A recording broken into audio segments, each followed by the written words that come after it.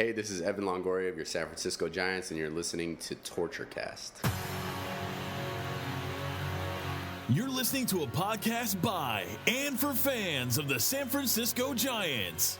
Let's go, Giants! With hosts Willie Dills, Chad King, Ben Lee, and Eric Nathanson. Dedicated to the greatest team in Major League Baseball, the San Francisco Giants. This is TortureCast. Standing on top, gonna stop, we came to play.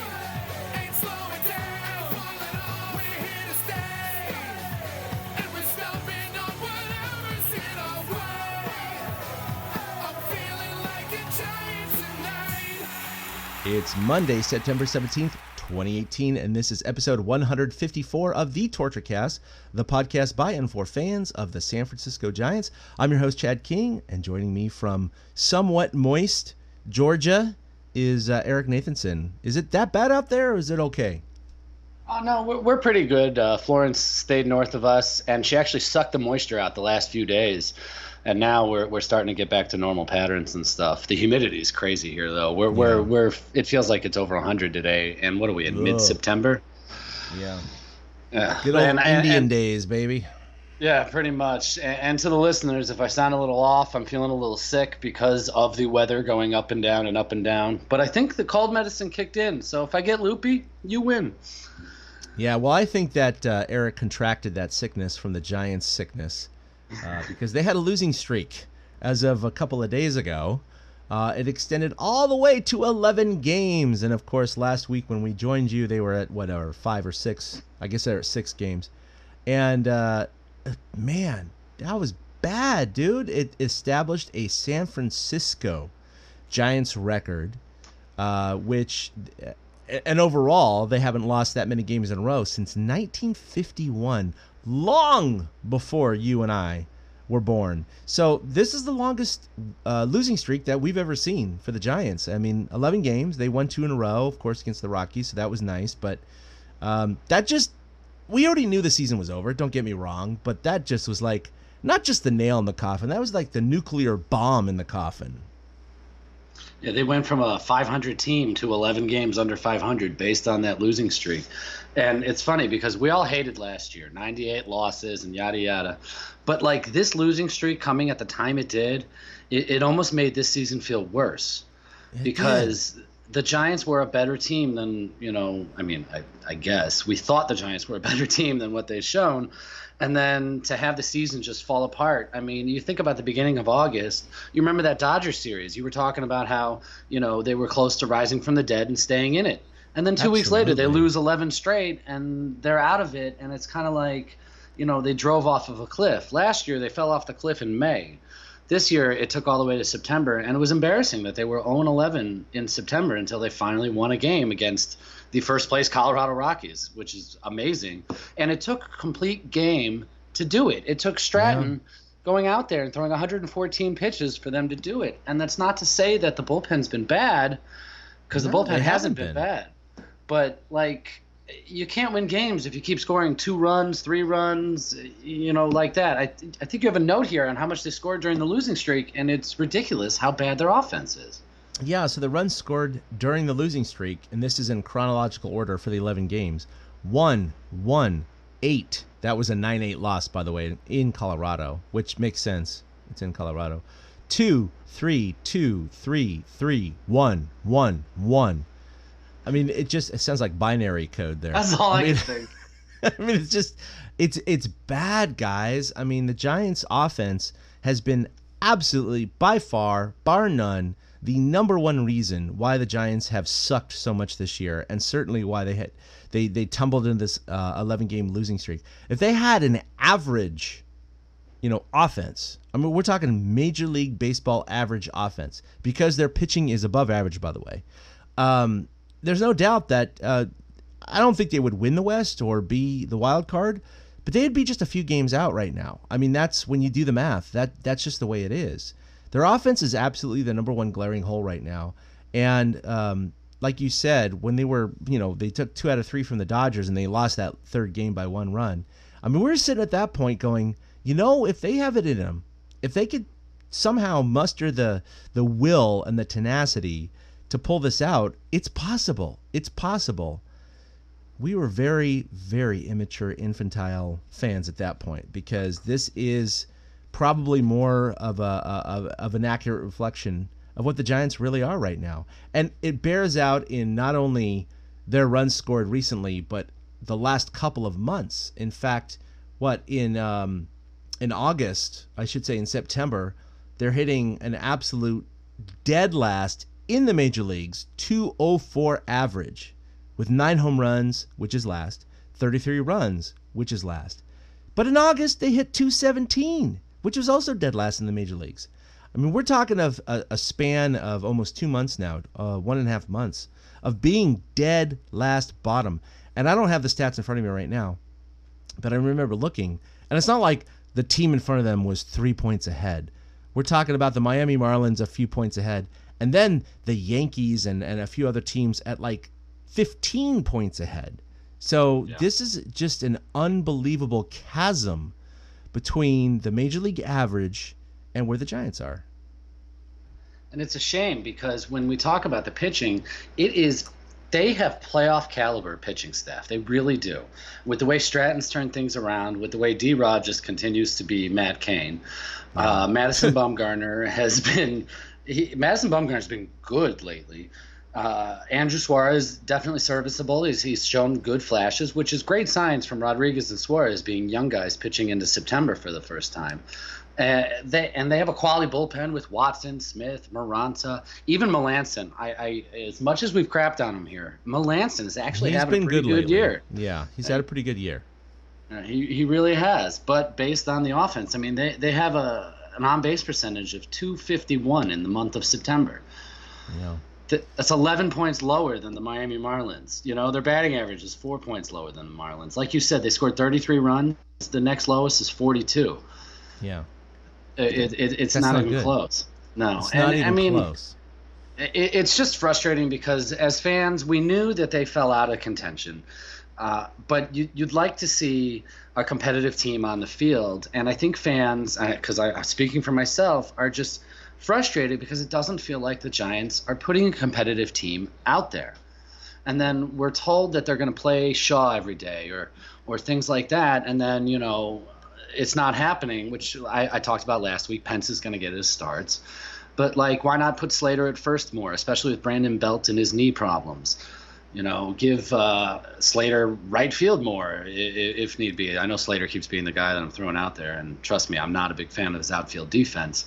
But like the team, just they're getting Hundley's at bat to end the game yesterday kind of typified it. And I'll be honest, I barely watched the game yesterday. Football was on.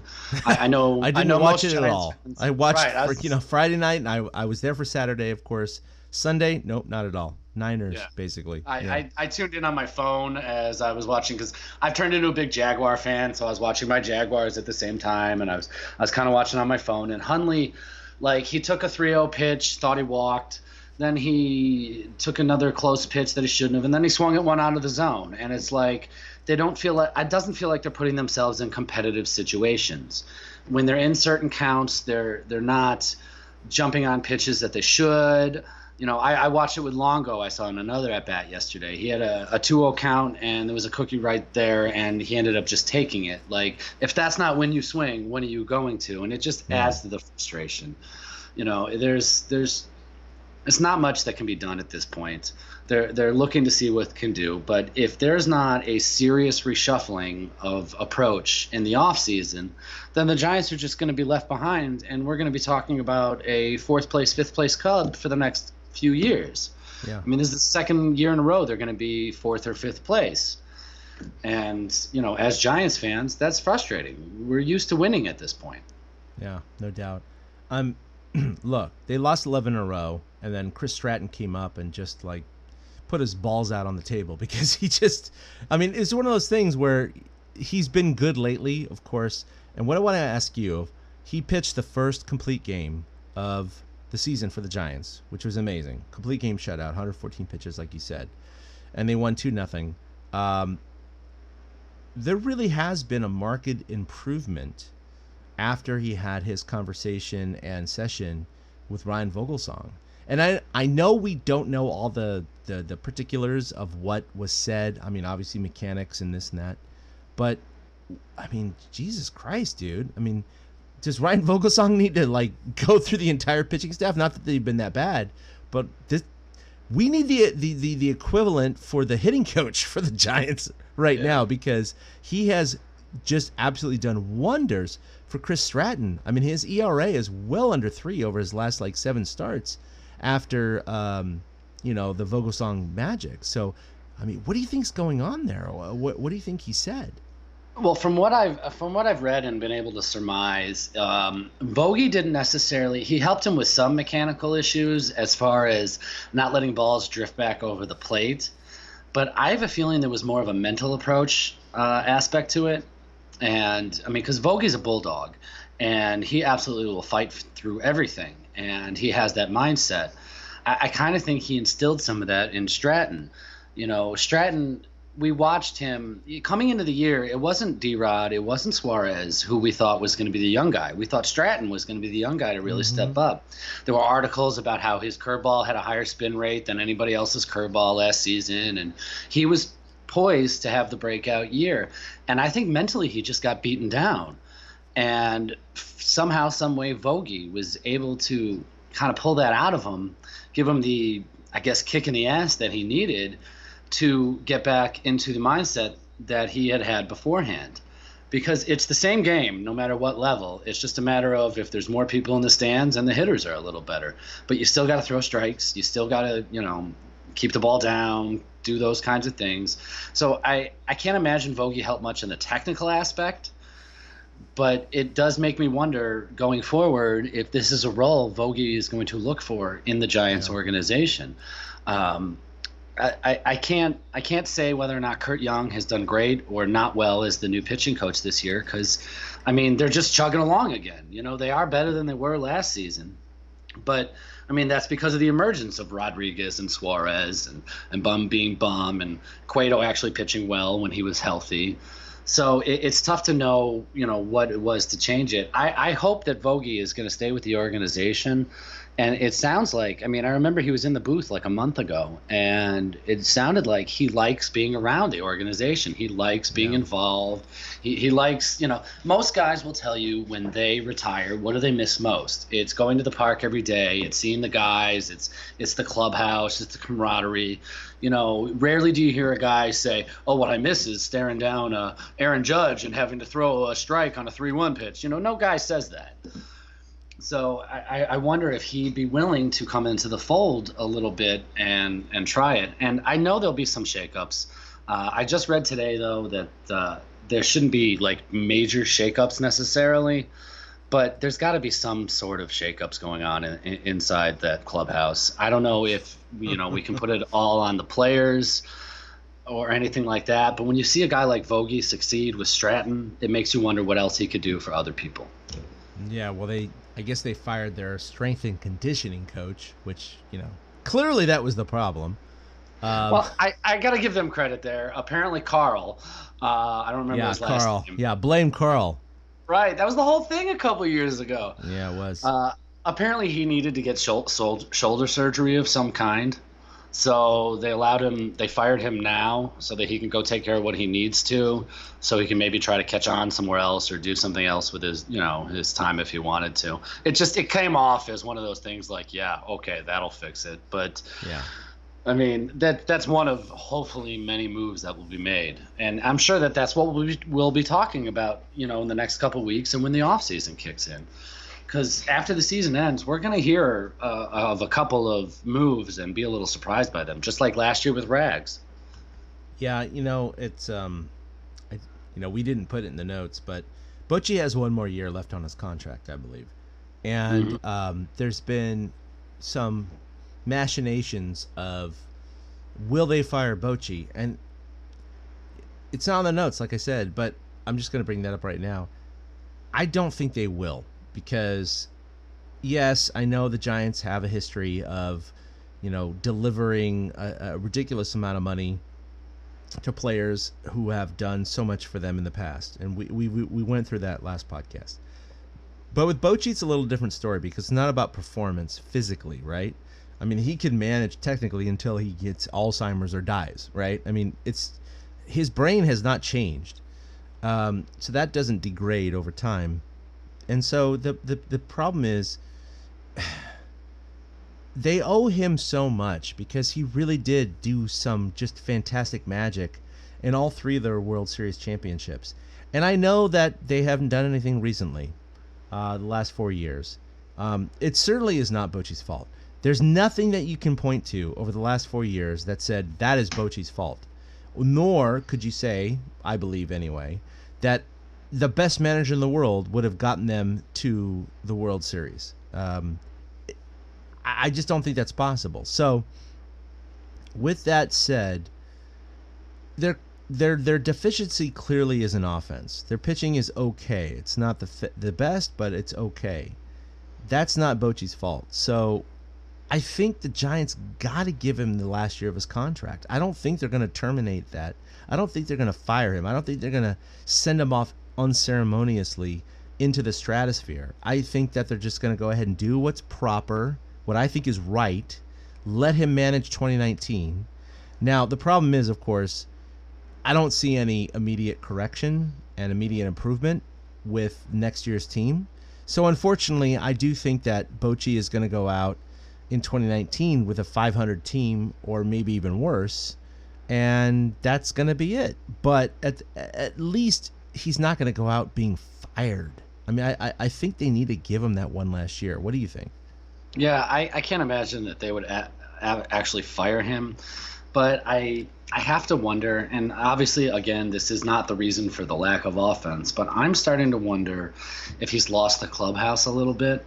Yeah. I mean, you know, you always hear about players wanting to go out and play hard for their manager and for their teammates, and I wonder if he's lost a little bit of touch with those kinds of things. I'm not saying he has, and I'm not trying to call him like old and outdated, but I mean, when you have a veteran team like the Giants had to start the season, it's easier for those veterans to fall in line with Bochy because Bochy's a veteran as well.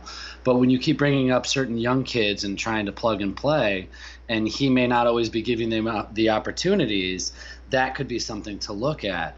But I'm with you with everything he's done for the organization and everything he's done for these players. 2019, give it to him. See what happens. We have no idea what's going to happen in the offseason. Both Sabes and Boch are signed through 2019. I think Evans is the one on the hot seat. For sure. Yeah, if you want me to be honest, I think that's where the change might happen. If you want me to be honest, why wouldn't I be honest? But yeah, that's where I think the change might happen is Bobby Evans. And I think that there might be discussions and understanding between Bochy and the Giants, and it's going to be – I still think it's going to be on his terms. I don't see this season as enough of an albatross to just put him out to pasture. If last season had repeated itself, yeah, maybe it's worth discussing. Yeah, I could see that. But the Giants were competitive for basically – I was going to say 5/6 of the season, you know, until they hit this September wall. They were competitive. Yeah. You know, they were in games, even though us as fans, we'd see them get 2 runners on and we'd be like, yeah, whatever, they're not going to score. But they were competitive, and the players still went out and played hard. And so Bochy, he's earned it. He's absolutely earned it. And if he's willing to let his staff be shaken up a little bit, or if he's willing to work with a new GM, give him a year. See what happens. See if he wants to stay. I mean, who knows? Anything can happen this offseason. There's rumors that they might be looking to move Belt. There's rumors that they might be looking to move Panic. They'll definitely be in on the Bryce Harper sweepstakes. They're looking for young, controllable bats at this point. Yeah. So one of those pitching, guys, somebody like an Andrew Suarez might pop up in trade discussions to get some controllable bats because obviously the pitching is fine. And if Bochy gets a team, we know he likes his veteran team. But if Bochy shows something with a younger team, I mean, who knows? It might reinvigorate him. He might have that kind of renaissance that some managers have. I mean, Jack McKeon won a World Series at age like 73. And I believe Bochy's in his mid 60s, maybe? Yeah, I think so. 65, 66, something like that. Yeah, because he's been managing since like '95. I believe was when somewhere like that was when he joined with the Padres. Yeah, when he was younger than me, basically. So yeah, that's great. I love that stat. No, he's been an absolute boon to the Giants organization, and this 11-game losing streak really brought it into focus, and that's the problem. It's just, if they had been 3-8 or 4-7 in that stretch, this wouldn't have been a topic of conversation, and that's how bad the Giants' offense has been, and that's certainly not Bochy's fault. It's just not. I mean, they gave away, Cueto got injured. They traded McCutchen away, which of course was, they're one of their biggest offensive weapons of this year because he led the team in RBI and home runs and those kinds of things. But it's frustrating. But I think that the Giants do need to take a step back and just realize that Bochy still knows how to manage a lineup. The problem is that the lineup needs to be of a certain quality. He extracted so much out of those 3 World Series championships. Teams that were always counted as underdogs. Every baseball expert put them as underdogs.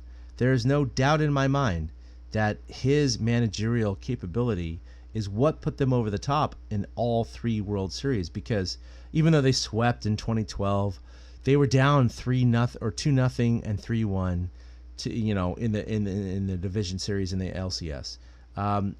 Certainly in Game 7 of the 2014 World Series, what he did with Madison Bumgarner. I mean, it goes on and on and on. His managerial prowess is bar none. And that's why I think the Giants need to hold on to him, because he is not problem number 1 this year, or 2, or 3, or 4. He's way down the list, if there is any. So I think they need to give it to him, honor his last year of his contract. Okay, so you were at the park on Saturday, and I'm sure you were around the players, and I don't know if you went club. Yeah, you went clubhouse afterwards. I saw that. I did. Was the vibe one of a team totally out of contention, or did everybody still seem to have the same respect? I mean, how was the vibe? Good question. So I didn't go before the game, but I did go after the game, and to be honest, it was vacant. It was absolutely vacant. There were like 5 or 6 reporters. Normally there's like 20 to 30. And it was vacant. And so I don't know I don't know enough about the Giants' schedule to understand why that would have been. But obviously we were waiting in the main stage for Bumgarner to come out. And he, did his thing, and I posted that video. But the players weren't there.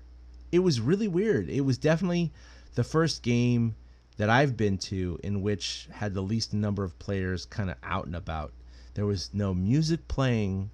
There were just 3 or 4 players kind of by their lockers, some of the lower level players, and then Bum came out. So I don't know if that was a product of just the fact that I haven't gone to too many games over the last couple of years, or the fact that they suck so much they just kind of were hiding. I don't know. I mean, it's just that was after it was victory different. too. It was different. Yeah, no, it was a victory, and so people weren't upset or pissed or mad or anything like that. And that was one of the reasons why I wasn't sure if I was going to go to this game. But it was different. Let's just put it that way. And that makes me wonder. That's the type of thing that we can't quantify, I should say, with Boch. We have no idea his effect on the clubhouse in that way. Yeah. And it's I guess it says something when everybody disappears. But I mean, you just lost 11 straight games. You just got over that. You're out of contention. I mean, who the hell wants to stand around and answer questions after that? Yeah. All right. Well, speaking of the second game of the series, which the Giants established a 2-game winning streak before they lost. Woohoo! I know. Woo! Madison Bumgarner went out and threw 6 innings of shutout ball before he was taken out early as a precaution. But it doesn't seem to be a long-term thing, and in fact, there's rumors that they might be readjusting the pitching rotation so that Bum pitches against the Dodgers, which he originally was not slated to do. So I have a little bit of video or I should say audio of Bruce Bochy talking about Madison Bumgarner's injury. He basically pulled his right side. They called it a moderate strain during one of his at-bats in the 4th inning. And they don't expect him to miss his next start, but let's listen to Bochy. He was being honest, about, it being tight there, and he was being smart about it. He said, "Hey, I can keep going. Do I feel it? Yes." So he would have kept going, but we made the call. We took him out, but he could have kept going. If this was a little different situation, he probably would have gone back out there. All right, so the take-home message here was he's had a bad year, of course, offensively in terms of Madison Bumgarner stats, but he hit a double earlier in the game.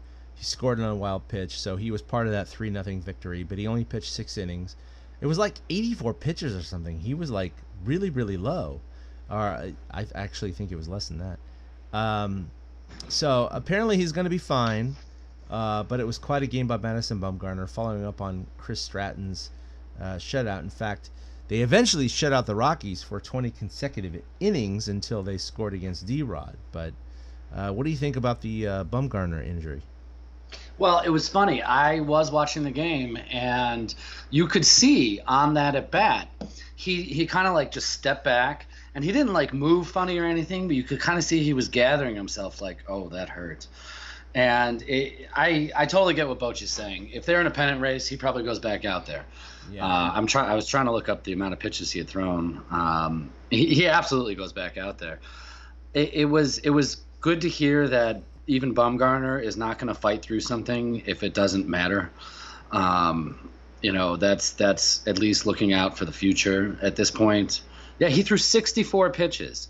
And for a guy like Bumgarner, he's been really high up on the pitch count lately. He's been hitting like 100 pitches around the 6th inning. And so he was finally 64 through 6. I mean, that's like, wow. Yeah, he was cruising. That was a night where I literally was entertaining the thought in my head, wow, we could have back-to-back shutouts here. No complete games and then 2 in a row. That would be amazing. And it would have doubled the amount of complete games in the NL West. There's only been 3 complete games thrown in the NL West this year. But after that little tweak on the swing, it was I was appreciative of Bochy saying that Bumgarner was honest about it, because we all know players. We've been athletes ourselves. You're gonna lie to stay in the game if you can. It's just the way it is. Yeah, the competitive spirit is higher than the pain threshold. I personally have a high pain threshold, so I totally, you'd have to drag me off with like a mule. It's hard to do that. So it was nice to see that even though he was in the 5th and the 6th, had that little tweak, he was still able, and he got into some trouble, I think, in one of the innings. There was like a walk and a hit to lead off the inning, and he was able to pitch around it and strand a runner at third. I'm not sure if I'm totally right. This could have been Stratton on Friday, but it was good to hear that Bumgarner was being honest. And any other situation, he would have stayed. And I mean, you noted it. Bumgarner's been on fire lately. Where is it? 20 consecutive scoreless innings at home. That's, yep. I mean, dating back to August 7th against Houston. So, I mean, coming into tonight's 2 nights ago, that game, he had given up 11 runs in 11 innings, but that was all on the road. So that's why, this stat is differentiating him from his road performance, but he's given up no runs over his last 20 innings. So that might continue next start. Yeah, it feels like the old Bumgarner is back in a lot of sense with the way he's pitching at home. It really does. It frustrates losing him for the 2 months at the beginning of the season, but it also how well he's pitching now highlights that just losing Bumgarner was not the issue. And it's funny that, I asked you about the vibe and the way it was, and I'm sure Bumgarner, sounded like Bumgarner and Bochy sounded like Bochy, but there's nothing behind it, and, it really showed that the Giants are just, in a sense, playing out the string, but they have a competitive enough fire in some of them, that they're willing to go the distance. I thought it was so nice after an 11 games losing streak to have back-to-back shutouts. Bumgarner, you mentioned he hit the double. It's like, how far in was that center fielder playing? I really, when the ball went in the air, I'm like, oh, that's a fly out. And then all of a sudden they cut to the center fielder. I'm like, whoa! I thought the same thing when I was watching it live. Yeah, because I'm like right behind home plate in the press box.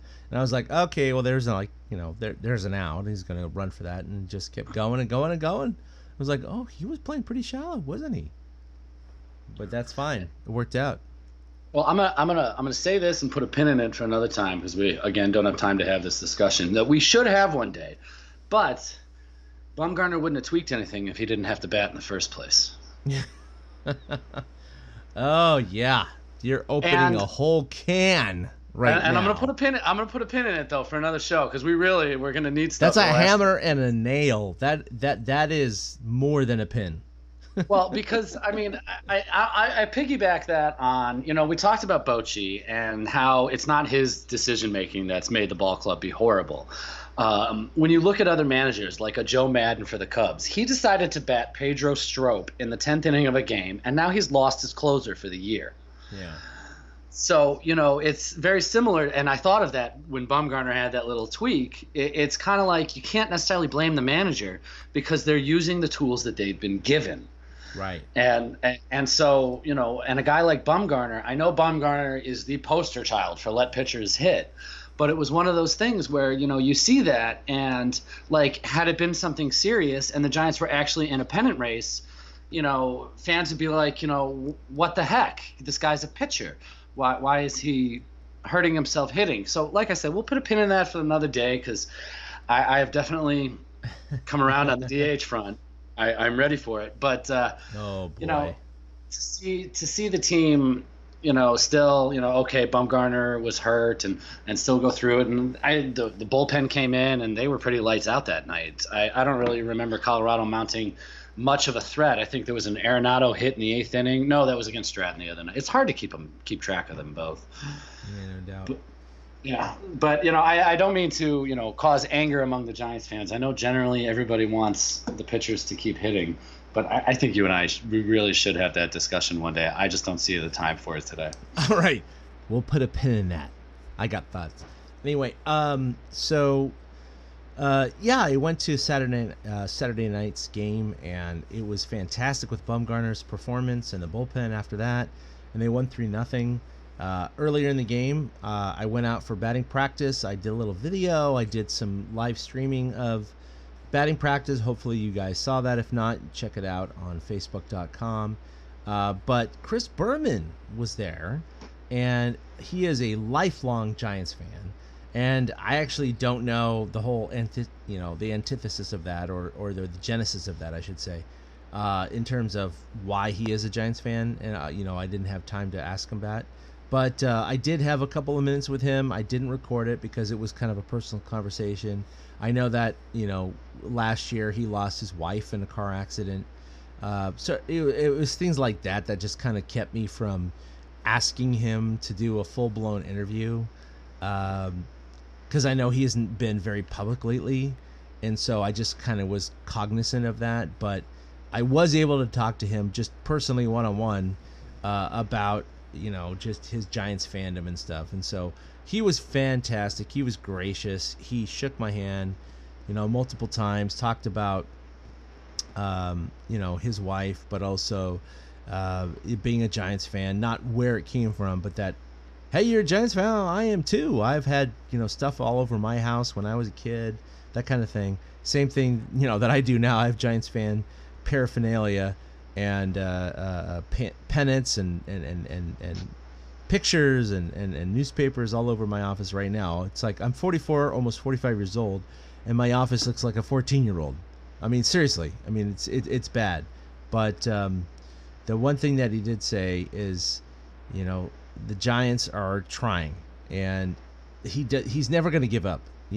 Depending on, despite the fact that he's in this position where people know who he is and what he does, he will be a Giants fan through and true, and he really appreciated my fandom too. So, I mean, it was a great conversation with him. He also has a daughter in marine biology who got a major there on the East Coast, and talked a little bit about that too. So it was a great conversation, but it was one of those guys where you just pull for him because, I've watched him since I was a kid, going back, and, rumbling, bumbling, stumbling, and all these things. And here I am talking to him, and I realize he's lost his wife. He's got his daughter in marine biology like me, and just the connections there were really, really, really cool. So I just wish I could have had a longer conversation with him. It didn't happen, but I got what I got. Yeah, he became a bit of a caricature of himself in the last few years on ESPN, and I know fans were, having a tough time listening to him because he would do the back. He would do the home run derby, even though he did no other baseball stuff all year long. Yeah. But I seem to recall reading about how he grew up a Giants fan, and I think he grew up in the Bay Area because I believe he's a Niner fan as well. He is. Yeah, so I know it came from that, and I totally get the private conversation. I had one of those with Sabes about 5 years ago, and it was like, yeah, this is totally off the record. It's much nicer to make the connection sometimes than it is to get information, and we're fans. And like you said, it was one fan talking to another. You guys just happen to be in the Giants dugout. Yeah, no, he was it was interesting because, he just walks out on the field, where we cannot walk, right? We have that barrier there that says, like, don't cross this line into the grass. And he just walks out there and is talking to Bochy and talking to other players and everything. And it's interesting how there's that dichotomy of kind of access, I guess, if you will. But, he's earned that, obviously, over the years. I just don't know what he does in his day-to-day life. I mean, I know he has occasional ESPN spots now, but for the most part, like here he is at AT&T Park. He's not covering it for ESPN. He's just there, Yeah. And they give him full access. It's weird. There was a game earlier this season where he dressed in full uniform and sat on the bench and did the lineup cards. Yep. I think he and Bochy are friends. I think that's really, or maybe he could be friends with Sabian. It goes from the top, and it's been integrated. But when you've had a career like Chris Berman has, you should be allowed to do those kinds of things. Oh, hell yeah. You've earned that right, and regardless of what you think about that guy as a sportscaster, he had staying power. He was the face of ESPN for years, and ESPN has been the leader until all these other MLB Network and stuff made it easier for us to, be not localized, but, focused on one sport at a time, not everything. And he was the face for a long time. He's absolutely earned that right. And it's nice to know that these guys that have been in the industry for all those years are still just fans like us. Yeah. All right, so I want to talk a little bit about D-Rod in his last game. They lost, 3-2. The big hit was, of course, the pitcher, Antonio Senzatella's 2 RBI single that gave him that 3-2 win. But he gave up only 1 earned run. And by the way, it is the 10th time this year in which D-Rod has given up less than 3 runs and gotten either a loss or a no decision. That kind of sums up the Giants offense right there. I mean, D-Rod has been, one of the absolute touchstones of this year. And to see him with so few wins, like a Matt Cain, which he was Cain, by the way, in his last start, it's frustrating, but I think if you're a starting pitcher that comes to the Giants, you just kind of accept that. You just kind of go, yeah, this is not the Yankees or the Astros or the Red Sox. I'm just going to go ahead and pitch, and if I give up 2 runs and lose, it is what it is. That's where I am. Yeah. It's so fun to watch him. I felt bad that Sunday he was pitching on a Sunday since it was a football Sunday, and I don't know about your house, but my house has it on screens all day. He's thrown 109 and a third innings, and his ERA is 2.3. Yeah, that's dumb. And that's dumb. It's the second best ERA in the National League with anybody over 100 innings pitched. Yeah. And he's not even going to get the Rookie of the Year. He's not even going to get consideration. We talked about it a couple weeks ago, and rightfully so. Juan Soto, Acuna Jr. Yeah. You know, they've done their stuff. It's a huge year of rookies. There's no doubt about that. So, I give what I hope comes out of this is kind of what happened with Matt Cain. Is that I don't want to say hardens him, but it gives him, you know, more of a sense of like I belong, and it helps mentally in the future, because if this crap is happening to him again next year, then we know the Giants have failed. Yeah, no doubt. So the Giants are now 10 games under 500 at 70 and 80 with 12 games to play. They're in fourth place, and their elimination number is down to just 1. Of course, that's because they have 12 games to play, and they are 12 games back. So if anyone out there actually thought the Giants still had a chance, they technically only have a chance if they win 12 in a row and the Dodgers and Rockies lose 12 in a row. That's not going to happen, everyone. So the Giants are out of it. Colorado is hanging on to a half-game lead over L.A., and Arizona is fading at just 4.5 back, but with 12 games to go, that's probably not going to happen, especially with two teams that they're trying to battle against.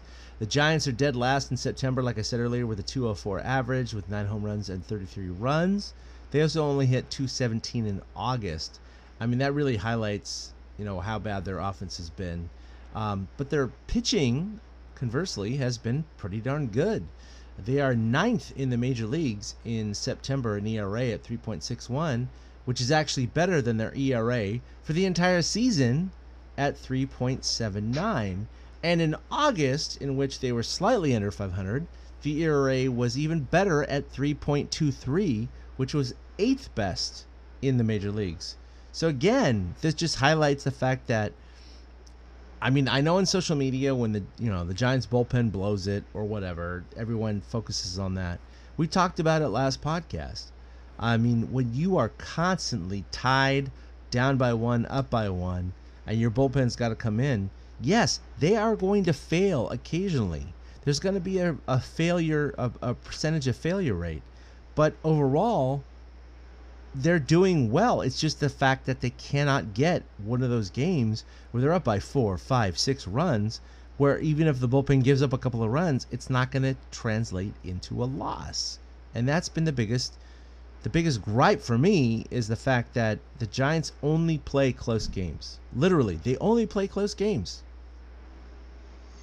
Yeah, I read something about how they've had, I think, the most one-run games in baseball this season, and they're under 500 when it comes to that.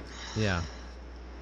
Where are the stats? There they are. I mean, it's just it just highlights, like you said, everything that's going wrong right now, and there's no fixing it. There's no changing it.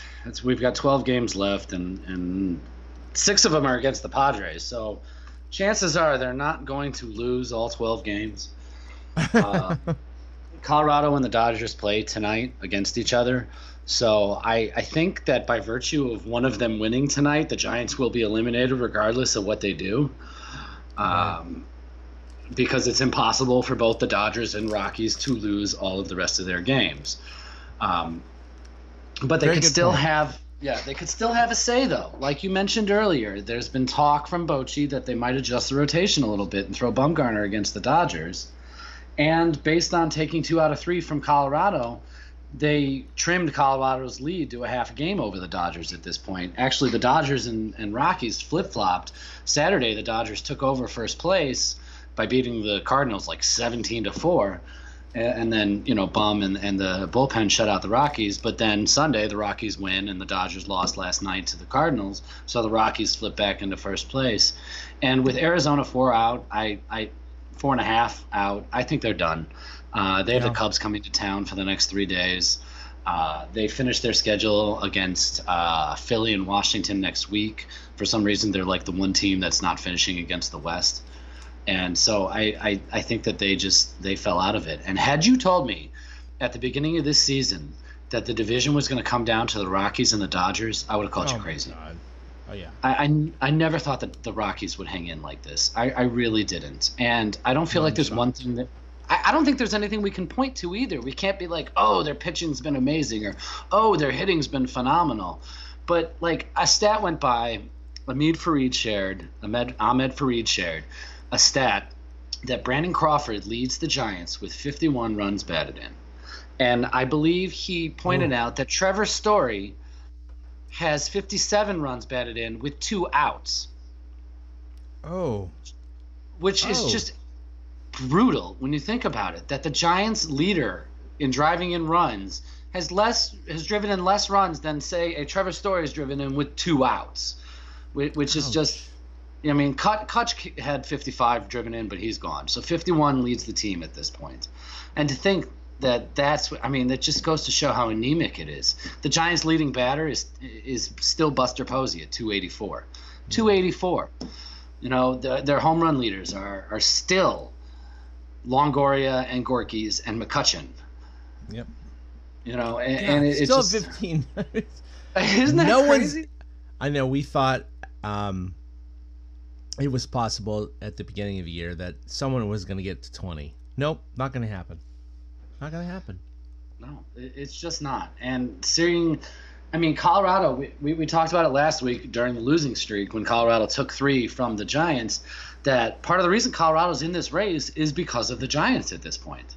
Because the Giants, they're not bad against the National League West. They've played great within their division. It's outside of the division and the Rockies that absolutely killed them. I mean, they took 11 of 19 from Arizona. They're 9-7 against the Dodgers. They're 8-5 against the Padres with 6 to play, but 7-12 against the Rockies. And that those 5 games are like the difference as to the Rockies being out of it and the Rockies still being in it. And I, for one, I'm a Rockies fan at this point. I totally want the Rockies to overtake the Dodgers. Of course. I'm glad the Giants don't have to play them anymore, just because, you know, you don't want to root for the Giants to lose. You know, and I know people are like, yeah, better draft pick and all that stuff, but I don't tune in to watch my team lose. I don't tune in to root for my team to lose. The players, they don't take the field looking to lose. They're not wired that way. And as fans, we shouldn't be wired that way either. I mean, I understand in like football when it's the end of a season and your team's, 2-12, you're like, screw it, lose the last 2 games, get the number 1 pick. But in baseball, I mean, how can you really decide there's that much of a difference between the 8th pick in the draft or, say, the 12th pick in the draft? There really isn't. So, I kind of want to see the Rockies, hold on. I do think the Dodgers have played themselves into a wild card berth, though. Maybe. But I actually think the loser between the Rockies and the Dodgers has played themselves into a wild card berth. But the Giants, they have their chance to, put their little stamp on it. They've got 3 against San Diego and 3 in St. Louis this weekend. And then again, 3 more with San Diego and 3 against the Dodgers. So they're playing 6 out of the last 12 games are against playoff contenders. So chances are Bochy is going to put the best team on the field he can for those 6 games. We might see more of Shaw and Slater and Garcia for the Padres games than we're going to, say, next weekend and the weekend after that. And again, that's good managing by Bochy because it's respect for the rest of the league. As much as everybody wants to see every young guy play, you kind of have to respect the other teams and give it your best shot. You're not going out there just to say, okay, you're better than me and walk away with a victory. No, any team can win on any given day. We've seen it. In baseball, the worst team is going to win 60, 70 games a season. So they've got to pick up those wins somewhere. Yeah. And what? There's a rumor now that Bumgarner is going to be they're going to adjust the pitching rotation so that Bumgarner pitches against the Dodgers in that last weekend series. So that's going to be interesting right there. So let's talk about a couple of articles that you highlighted with Joel Sherman and David Bell. Well, over the weekend, it popped on a Saturday afternoon. Joel Sherman of the New York Post put out an interesting piece, and I don't really, when baseball Twitter is talking about like a piece and why is baseball dying and baseball has been ruined, I kind of stay away from that discussion because I don't believe that baseball is dying, and I don't think the game has been ruined. But Joel Sherman of the New York Post wrote a really interesting article about how the statistical revolution could be somewhat killing the next generation of fans because we're taking away all of the old benchmarks, but we're not replacing them with anything. You know, when you and I grew up, 20 wins was a big deal. 100 runs was a big deal. 100 RBI, 200 hits, 30 home runs. Those numbers are numbers that you could hold in the palm of your hand and say, yeah, but he did this that year. And a 300 batting average is another one. But now with the next generation of stats, you know, people, and I've witnessed it myself. I've had it happen to me. I still like to talk about ERA. I still like to talk about RBIs. I still like to talk about batting average. And I'm guessing 90% of the people that listen to this podcast also like talking about those regular numbers because that's what we all grew up on. And I mean, maybe that's because our listeners, maybe they're not, 19-year-olds, but it used to be such a big deal. Like Sherman points out, when Pujols hit his 600th home run, there was like no fanfare. When he got his 3,000th hit, there was like you could hear a pin drop. It was that quiet. Beltre got his 3,000th hit last year, and like there was barely a blip about it. And these used to be big numbers. Like, I don't know about you, but when I was growing up, I could list everybody that had hit 500 homers, at least come close to it. You know what I mean? I wouldn't necessarily remember Harmon Killebrew's home run total. But, like, growing up, it was always, Aaron, Ruth, Mays, and then I think Frank Robinson was after Mays at that point. And now, with the way baseball has changed, instead of celebrating when players do these things, we view them with suspicion. And his point was that with the new generation of stats, if you're telling people that this is what's important and xFIP is important and runs created plus is important, you're making it complicated because those are not – I mean, speaking for myself, I'm 39 years old. I don't want to do math. I just want to watch baseball in my leisure time. I want to enjoy baseball in my leisure time. This is my fun time. We do the podcast out of love. It is a little bit of work, but I'm not looking to put in the same work that, the guy who's writing about these things for The Athletic is putting into it. Because that's not what I'm getting out of my enjoyment. I'm getting out of watching the players, and that's why we still talk about 20 home, actually now it's like 30 home runs, but we still talk about those numbers. And I just wanted to know if you felt like as well that it seems like there's a new generation coming in trying to say, I hate being told I'm stupid. And to tell me I'm stupid because I still value the old stats, even though I can appreciate the new stats, pisses me off.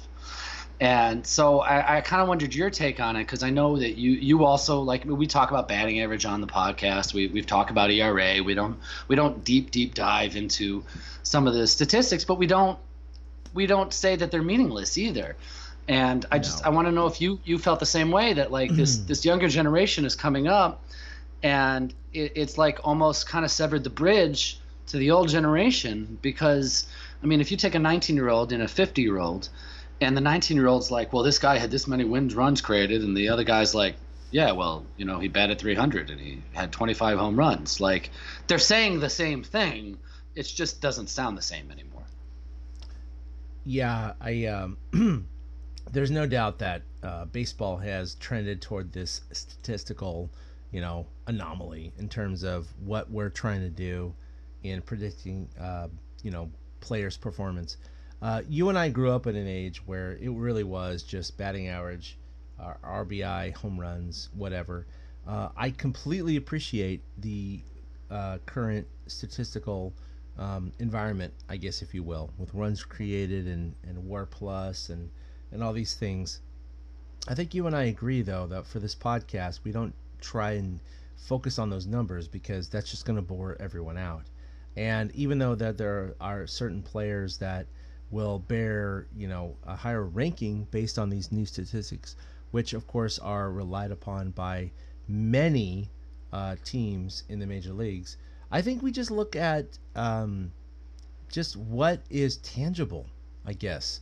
A guy hits 40 home runs, I mean, maybe he hits 220 and strikes out 200 times, and another guy hits 25 home runs and hits 300 or whatever. We can argue who's going to be the better producer at that point, and that's not what we're here to do. I mean, look what we talked about earlier today. We're talking about the Giants, hitting 207 or whatever, 204 for the month of September and 217 in the month of August. I mean, you don't need advanced statistics to tell us that they suck. Right. That's the point, is that you look at, no matter what statistic you're looking at, whether it being, runs created or ERA plus or WAR or whatever, if you look at it month by month or team by team, you know who sucks. Just look at the average, I mean, the Giants just, the biggest, I guess qualms would be for me in terms of, common statistics would be, wins or whatever. That's just dumb. I think that's dumb. But when, you're talking about ERA and batting average and things like that, teams are going to, you have 10,000 at-bats per year. You're going to go ahead and get the average here. So the Giants are far, far, far below average. I don't think we need advanced statistics to tell us that the Giants suck. Yeah, we don't. But on the flip side, and Sherman mentions it in the article, and you and I talked about it, if we were running a major league team, we would absolutely be focused on these statistics.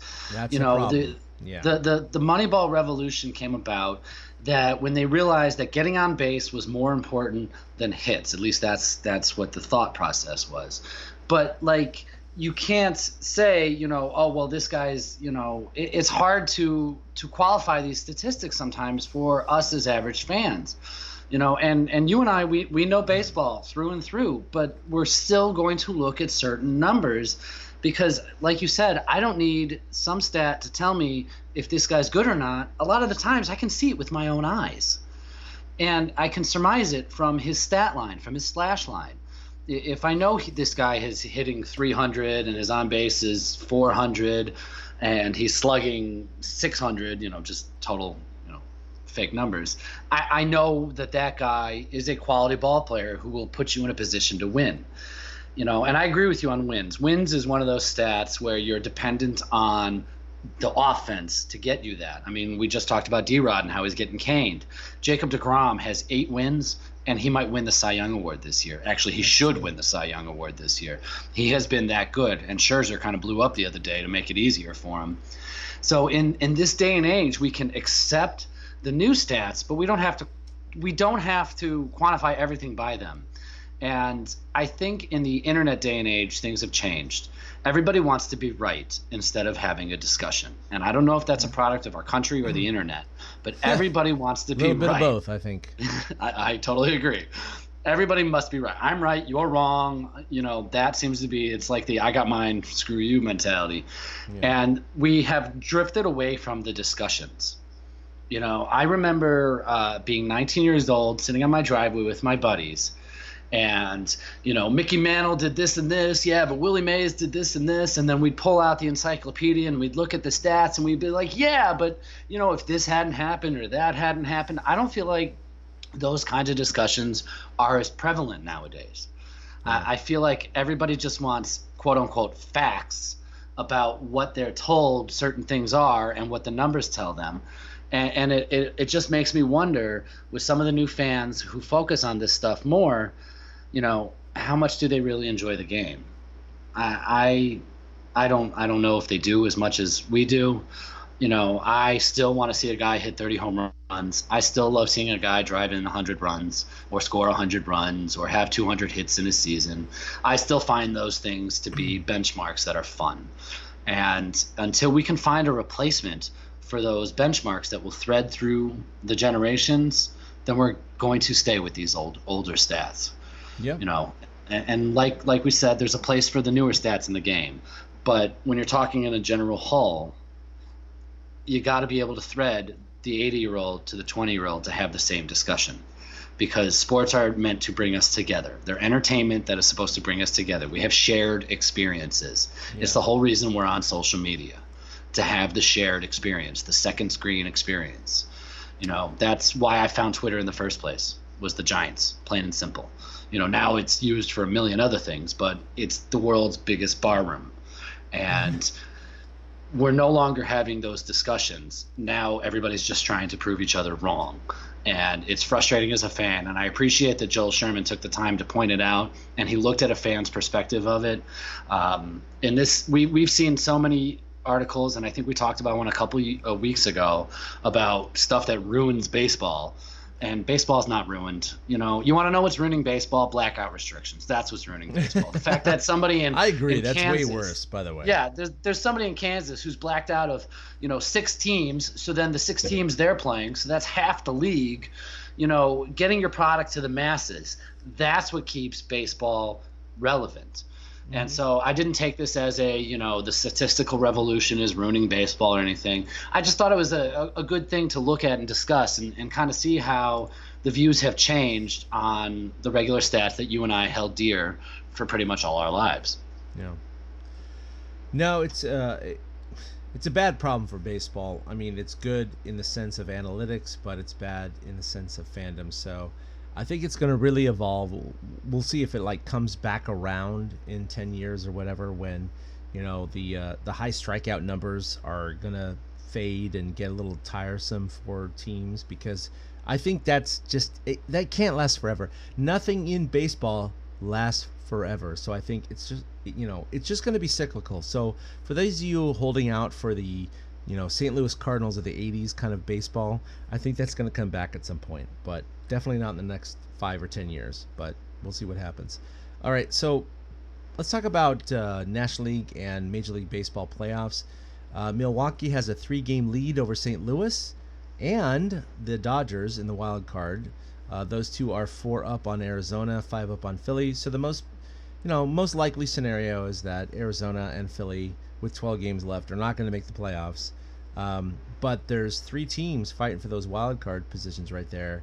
And, of course, LA is tied with the Cardinals. Of course, they're half game back of the Rockies right now. So, I mean, the Dodgers have a couple of outs right now, and that's what concerns me. It's just even though I don't play the Cardinals anymore, I don't want to see the Dodgers in the playoffs. I mean, I just don't. I did not foresee the Rockies making the playoffs in terms of either a wild card or the West, but as of right now, go Rockies. And I saw a lot of Giants fans over the weekend going, "Why are the Giants beating the Rockies? This is the worst thing ever." And it's like, okay, take a step back, understand. Giants have an exceedingly the worst record against the Rockies of any other team in the National League West. In fact, the Rockies swept the Giants just a week ago in Colorado. So don't tell me the Giants cannot beat the Rockies 2 out of 3.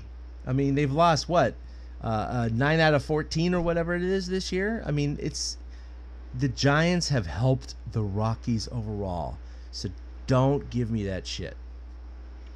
And I'm looking at schedules here, and I think St. Louis is going to be the one to fall off. I think that the Dodgers, my short term, we talked about it last week briefly, and I had Milwaukee and St. Louis locked in as the wild cards. Uh-huh. And I even said last week I think the Dodgers will emerge with the division.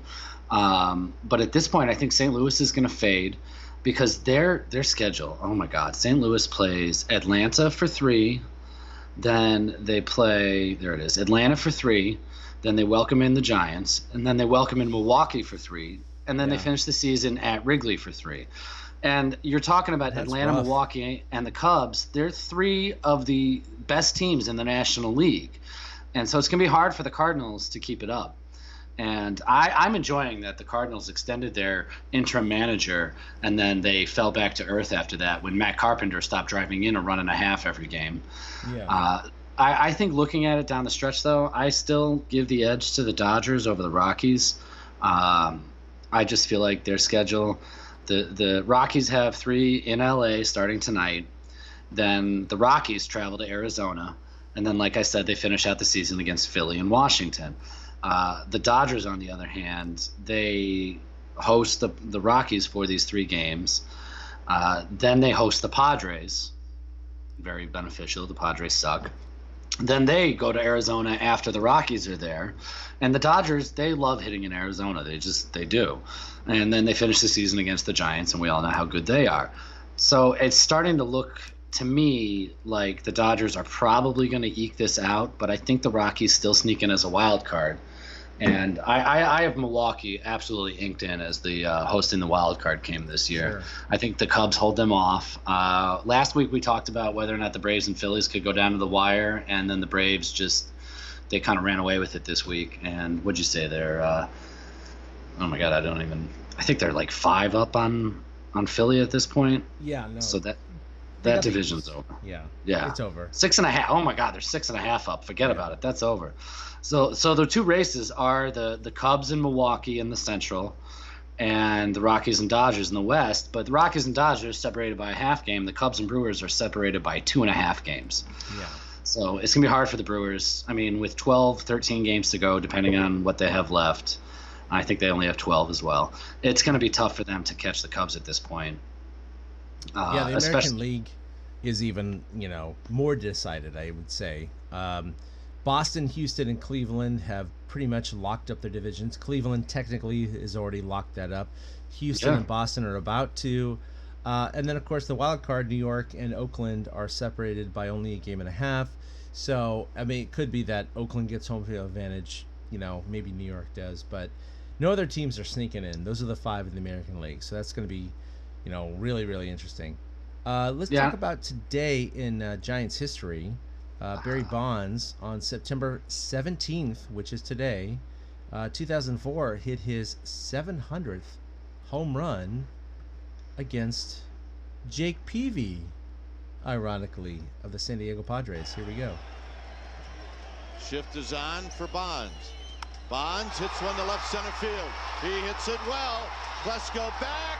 It is out of here. Number 700 for Barry Bonds.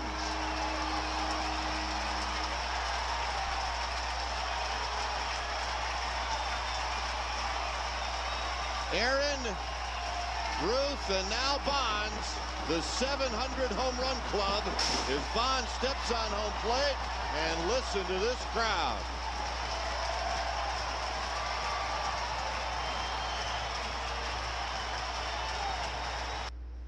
Okay, so pretty incredible moment. I I was actually there for 600, 660, and 700, and 756 against the knuckleballer for the Dodgers. So I happened to place myself in pretty good company. But that was an amazing thing. I mean, it's funny to hear Dwayne Kuiper. It's like that was 14 years ago. Yeah. And he was already broadcasting Giants games for a long time prior to that.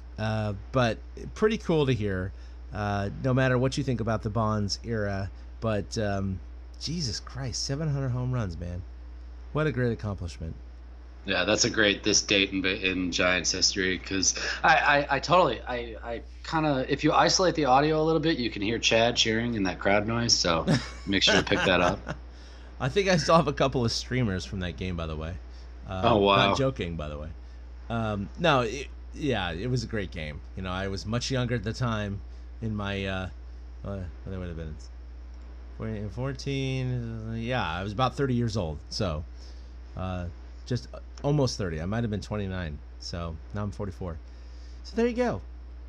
All right, let's talk about who's hot and who is not. So who's hot? Joe Panic is 7 for his last 15 in his last 7 games, so that's not too bad. That's almost a 500 batting average.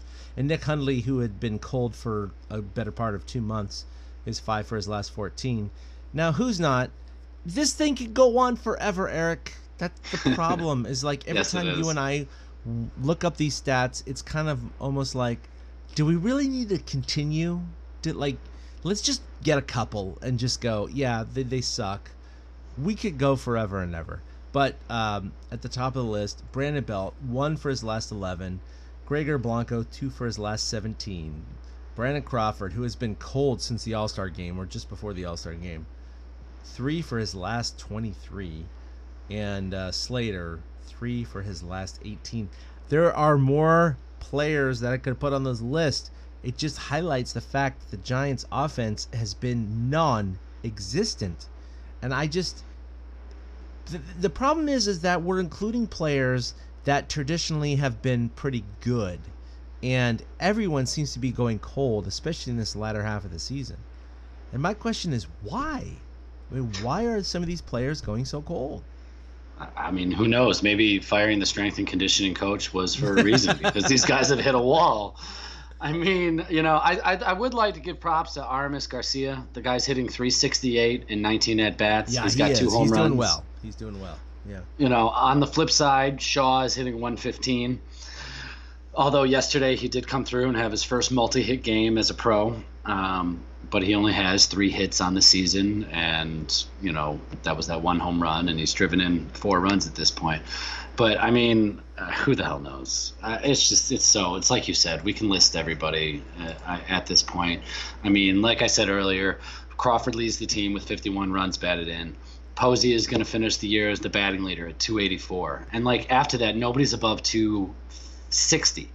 Panic and Crawford are hitting 254 on the year. It's embarrassing. I don't know. There's nothing to account for it except for the end of a long season. But it's nice to see Joe Panik finally start to hit the ball, because he started the year great, and then he had the injuries, and the old Joe Panik has been missing. But I'd say over the last week, you're right. He kind of has popped back up a little bit, and I'm sure for a guy like that who struggled this year, he wants to finish strong. Yeah, no doubt. All right, well, coming up, the Giants have 3 in San Diego starting tonight, with Suarez starting, and then 3 in St. Louis, which is going to have a big impact on the wild card situation with the Dodgers and the Cardinals. So, hey, look, again, the Giants beat the Rockies 2 out of 3. The Rockies only have a half-game lead, but the Giants overall really lost against the Rockies this year. So don't at us that the Giants gave up the season, losing to or beating the Rockies or whatever, letting the Dodgers take over. That's just not the case. But the Giants can play the role of spoiler against the Cardinals coming up, and then against the Dodgers in the last weekend of the season. So if the Dodgers and Rockies, because assumedly the Diamondbacks are out of the season, if they're within 3 games going into that last series, the Giants have a lot to play for. And now, the Giants have hinted that Madison Bumgarner, the rotation is going to be adjusted so he can pitch during that streak, or that series. So we'll see what happens. But it's down to 12 games, guys. I think I'm going to cover one more. But other than that, I mean, not much left to play for except for being the Royal spoiler. I know it sucks. I mean, it's like...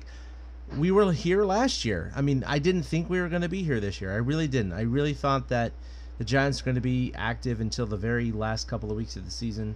That's not the case because of their 11-game losing streak. That really just, they're 12 games back now. So, I mean, even if they had gone 5-6 during that stretch, they'd still be 7 games back.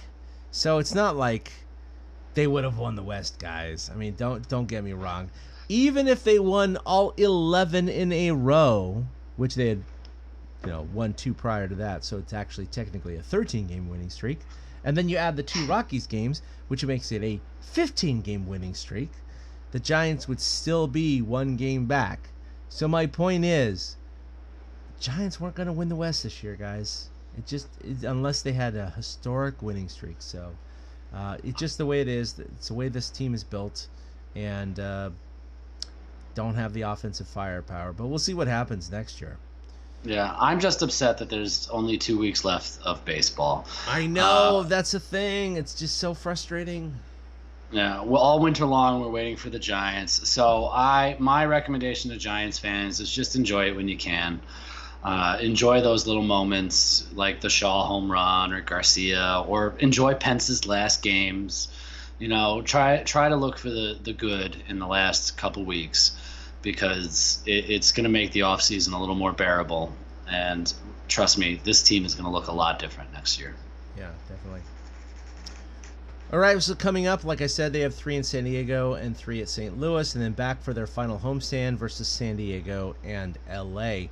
So you can follow us collectively at TortureCast or like us on Facebook at TortureCast. You can follow us individually at 2 Odd Hits. That's with the number 2 for Eric, and at ChadK21.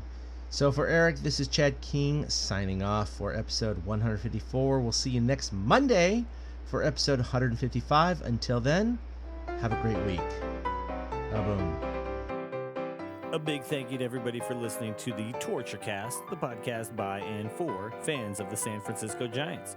Follow us on Twitter at TortureCast. You can also like us on Facebook or check out our blog at TortureCast.com. I also want to say thank you to Ashcon and Bailey for letting us use their song Feeling Like a Giant for our intro. For Ben Lee and Chad King, my name is Willie Dills saying, we'll see you next time.